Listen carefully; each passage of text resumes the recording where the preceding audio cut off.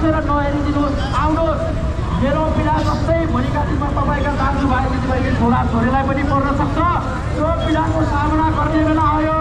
हामीले 100 टाउके पाल्नुभन्दा एउटा प्यारो राजालाई अगाडि बढाउँ, एउटा प्यारो राजाको लागि हामी अगाडि लडौँ।